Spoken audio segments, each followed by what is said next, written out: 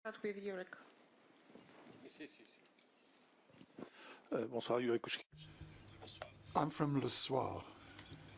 You pointed out quite rightly that in negotiations the difficult bit is towards the end. Do you think the Irish question will be put off again and again to the end, and you think it will be probably the last issue to be resolved at the end of the whole process? As I said, it's one of the two main subjects on which we don't currently have an agreement. So yes, it is one of the difficult issues which remains to be negotiated. I'm not sure that I would agree with you that we're pushing this issue back towards the end. No, we're not doing that. We are making progress. On the tricolour text for the draft withdrawal treaty, we have an agreement among ourselves, shored up by the letter from Theresa May. We have a much clearer position than we had last December, which means that whatever the outcome, we do have this backstop, which will be in the withdrawal agreement. And this was a major condition for us, and I'm very happy to see that we have a point of agreement on this backstop solution, which does not prevent us from working on other solutions which the UK may wish to put forward. And then we've got the agreement of Mrs. May and the British government to work on a number of other elements which we've got in the protocol. So have a look at that protocol again on Ireland from a couple of weeks ago. There are a number of elements in there. I mean, we've been working very, very pragmatically, excluding any ideology, to find a solution on issues which need to be dealt with, to ensure that there is no border, no hard border, to maintain the North-South cooperation which exists, and to protect all the dimensions of the Good Friday Agreement. Mrs. May has stated, and the agreement yesterday states, that we are going to work on those elements in the protocol which was submitted by the EU. And then Griselda. Catherine Fiore, EU reporter. My question is for the Minister. If I heard correctly, you said that you anticipate, you're thinking maybe that there might be some movement on Theresa May's red lines perhaps by June. Is this because you think that there is no magical technical solution to the Northern Irish border outside a customs union and the single market? Thank you.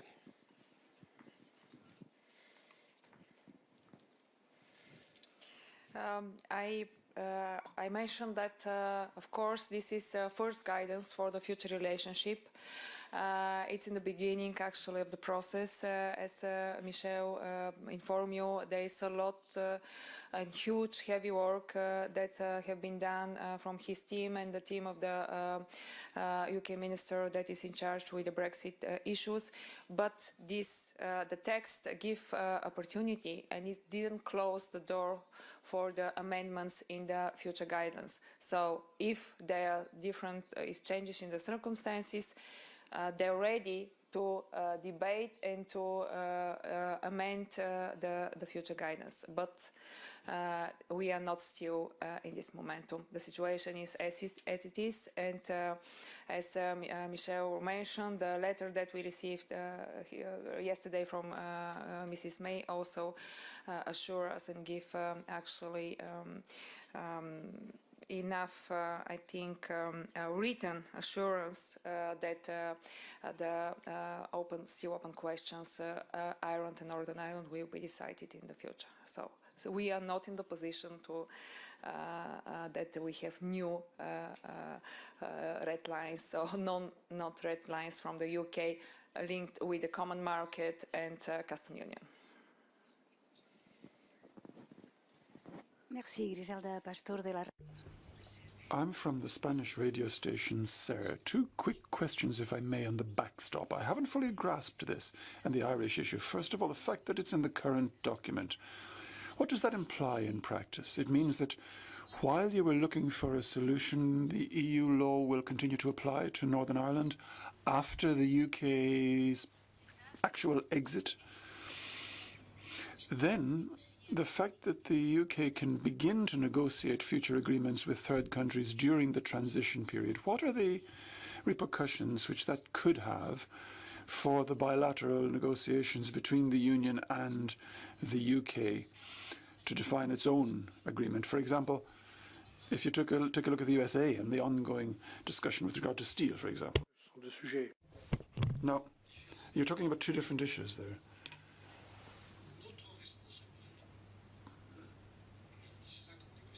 As the negotiator for the 27, our responsibility, and the Irish government in Dublin is part of those 27, our responsibility is to ensure that the Irish question is not left pending. It's got to be dealt with, it's got to be brought to an operational solution, whatever the outcome. When it comes to the withdrawal treaty, which will be signed and then ratified in all its dimensions, including the transition. So we want to guarantee this, and this is what Mrs. May has formally accepted with her delegation yesterday. So there will be a backstop solution when the withdrawal treaty emerges, and then this will be preserved and stabilized, if all goes well, during the transition period, which gives us time to see how the discussions evolve in parallel on our future relations. But we want to guarantee that whatever happens, the Irish question will not be left up in the air, legally speaking. There will be a backstop solution, which may well be the one we've proposed, because we have worked on an operational, a specific legal basis. I don't want to give the details about this now, but there are other possible solutions. There may be a better option too, but there will be a solution, yes. And you talked about trade negotiations. Well, obviously all of this is subject to confirmation by the heads of state and government, but today there was an agreement on this idea which I presented to the ministers. Allow me to recall that in a year, 1 year and 10 days from now, the UK will leave the EU. It becomes a third country on the 30th of March of next year. It will be leaving 750 different international agreements. All of the various trade agreements covering aviation, fisheries, and so on.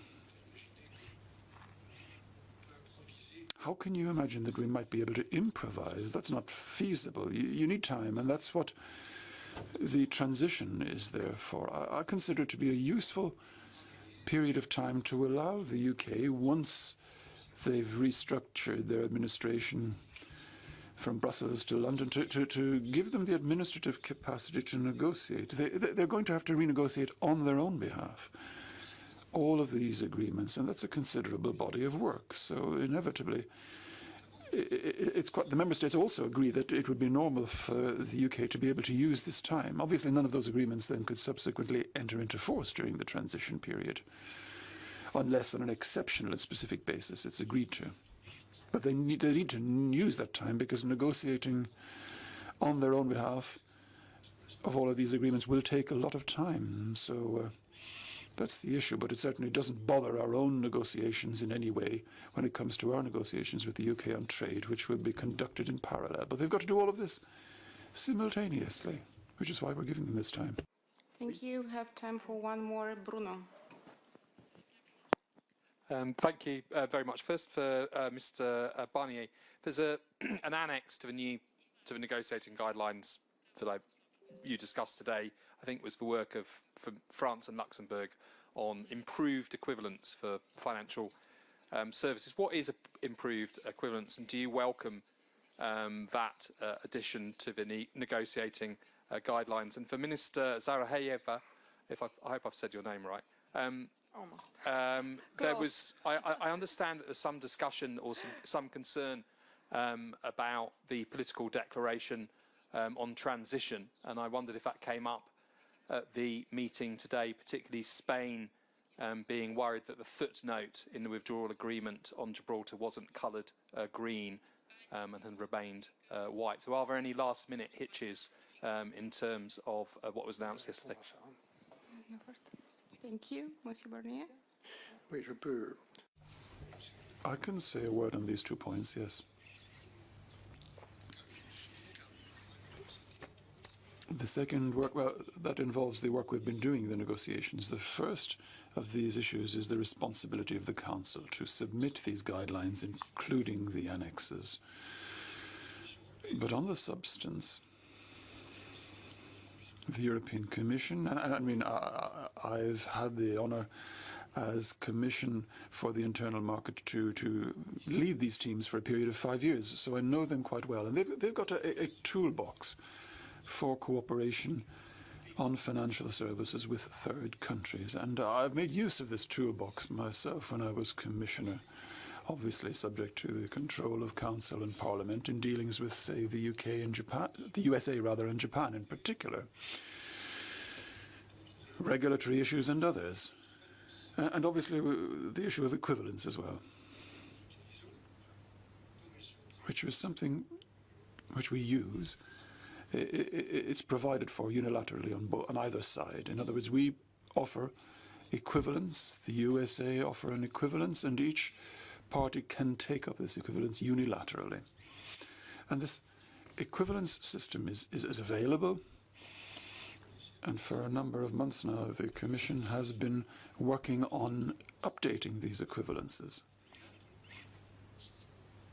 And that's the work which, as far as I know, is being referred to in the text you referred to. These unilateral equivalences will be used in a proportional way in an issue of supreme importance to the EU, and that is financial stability, where we will not be giving way in any way. So there's nothing new there.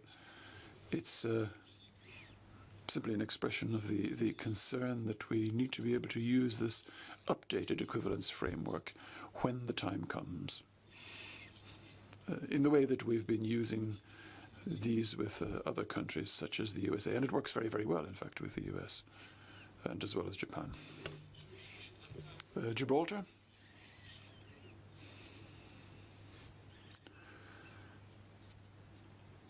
Subject to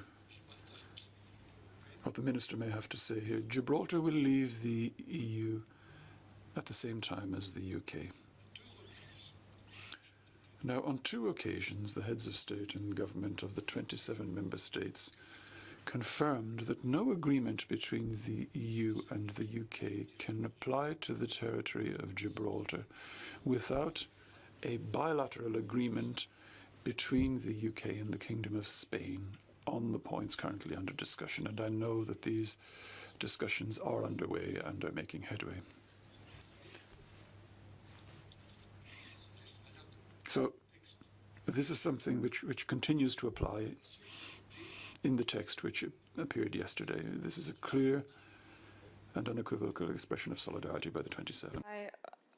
I have only one thing to add to what Monsieur Barnier was said. Yes, we are solidar as we are with Ireland, we are solidar with Spain. So today we have firm unity about the draft of the guidelines and as it was presented, but and will be revised with assessment of the development of the process tomorrow. So. As Mr. Barnier said, it is clear that they should solve this problem on bilateral issues. As far as we are informed, that things are going well, but Gibraltar will live together with UK, the Union. So thank you for the questions, and we are. The most important thing that we are still united, and we are sure that we will stay united, supporting Monsieur Barnier, but give him also a clear guidance for negotiations. Thank you so much. Thank you both for your participation. Wish you a nice evening.